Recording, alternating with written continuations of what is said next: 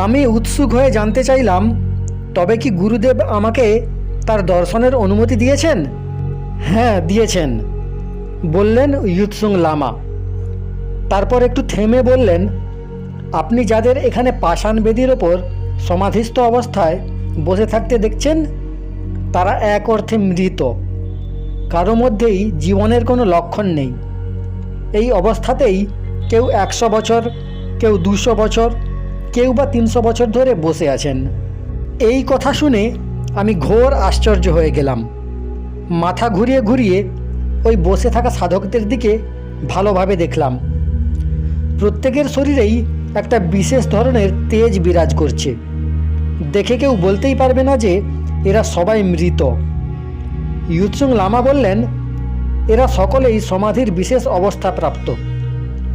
স্থূল শরীরের নিজস্ব একটা মর্যাদা আর নিজস্ব একটা সীমা আছে।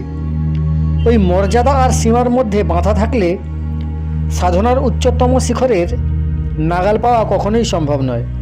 তাই বিশেষ অবস্থাপ্রাপ্ত সাধকরা নিজেদের সূক্ষ্ম শরীরের উপযোগ করেন। সূক্ষ্ম শরীরের কোনো মর্যাদাও নেই, কোনো সীমাও নেই। এদের কথাই ধরুন না, এদের মধ্যে যারা 100 বছর ধরে এখানে সুরক্ষিত আছেন, তারা নিজেদের সূক্ষ্ম শরীর ধারণ করে অন্য কোথাও সঞ্চরণ বিচরণ করছেন। এই স্তরের সাধকরা বিনা বাধায় পৃথিবী ছাড়াও অন্য কোনো লোক লোকান্তরে যেতে সমর্থ। যারা 200 বছরের বেশি সময় ধরে এখানে সমাধিস্থ আছেন, তাদের মধ্যে কয়েকজন পরকায়া প্রবেশের মাধ্যমে কারুর সুস্থ শরীরকে মাধ্যম করে সাধনা করছেন। আবার এমনও কয়েকজন আছেন যারা পরকায়া প্রবেশের ঝামেলায় না গিয়ে নতুন শরীর নিয়ে সংসারে বারবার জন্মগ্রহণ করছেন। যখন তাদের লক্ষ্য সিদ্ধ হয়ে যাবে, তখন তারা আবার এই শরীরে প্রবেশ করে পুনর্জীবিত হয়ে উঠবেন। আমি জানতে চাইলাম, যখন পরকায়া প্রবেশের মাধ্যমে নতুন সুস্থ শরীর পাওয়া যায় এবং গর্ভে প্রবেশ করে নতুন জন্মও নেওয়া যায়, তখন আবার এই পূর্ব শরীরে ঢুকে পুনর্জীবিত হওয়ার এদের কি প্রয়োজন? উত্তরে ইয়ুৎসুং লামা বললেন, এই জন্যই এটা প্রয়োজন যে এটা দীক্ষা শরীর। গুরু বিশেষ যৌগিক প্রক্রিয়ায় এই দেহকে শুদ্ধ করেছেন। সাধনার দৃষ্টিতে এই শরীরের মাহাত্ম্য খুবই বেশি। নির্বাণ, কৈবল্য, মোক্ষ ইত্যাদি যা কিছু পাওয়ার আছে, সেটা এই দীক্ষিত আর শুদ্ধ শরীরের দ্বারাই পাওয়া সম্ভব। হতে পারে সাধকের সাধনার জন্য এর চেয়ে সুন্দর সুস্থ যুব শরীর যে কোনো মাধ্যমেই হোক উপলব্ধ হলো, কিন্তু মোক্ষ লাভের দৃষ্টিতে তার কোনো মূল্যও নেই, মাহাত্ম্যও নেই। এই কথা বলে তিনি আমাকে ইশারায় সামনের পাষাণ বেদির ওপর সমাধিস্থ হয়ে বসে থাকা এক সাধিকাকে দেখিয়ে বললেন, এই সাধিকা এখন পর্যন্ত নিজের সাধনা পূর্ণ করার জন্য 3 বার সংসারে জন্মগ্রহণ করেছেন। কি বলছেন আপনি? আমি আশ্চর্য না হয়ে পারলাম না। ইয়ুৎসুং লামা বললেন, আমি ঠিকই বলছি। এখানে যাদের স্থূল শরীর রাখা আছে, সেই সব সাধক সাধিকার গতিবিধি সম্পর্কে আমি সম্যক পরিচিত। এই সাধিকার প্রথম জন্মের বিবরণ অবশ্য আমার জানা নেই, কিন্তু বাকি 2টো জন্মের বিবরণের সঙ্গে আমি পরিচিত। আমাকে একটু বলবেন কি? আমি অনুরোধ জানালাম। কেন বলবো না?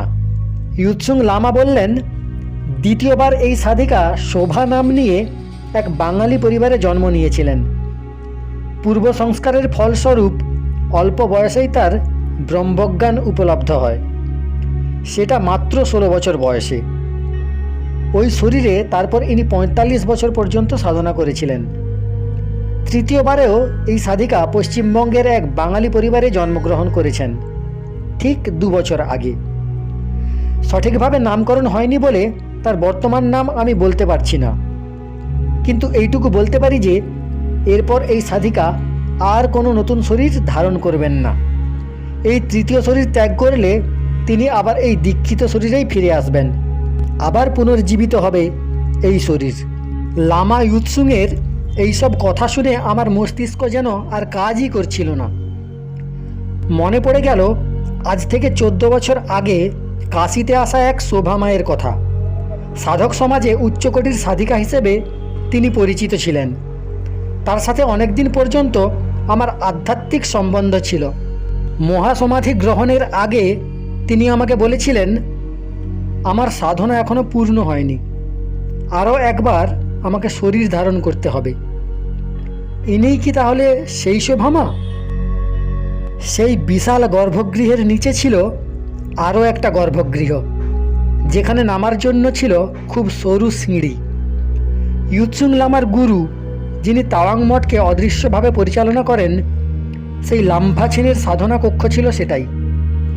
ইয়ুৎসুং লামা বললেন, তার গুরুদেবের বয়স কত তা তো বলা যাবে না, তবে গত 400 বছর ধরে তিনি এই সাধনা কক্ষেই রয়েছেন।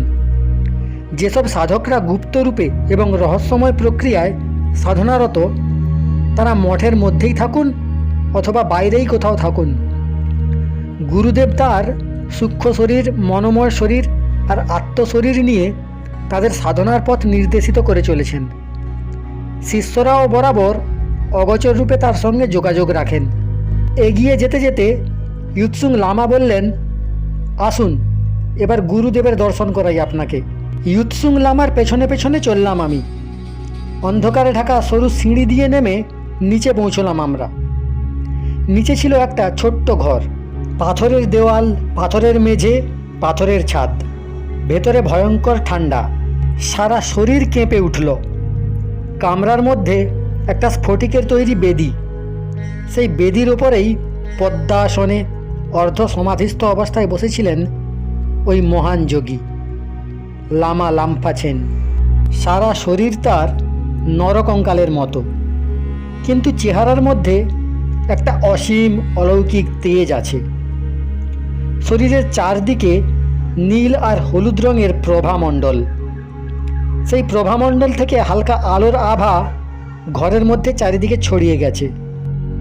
আমি মনোযোগ দিয়ে দেখলাম তার পুরো কায়াটাই স্বচ্ছ।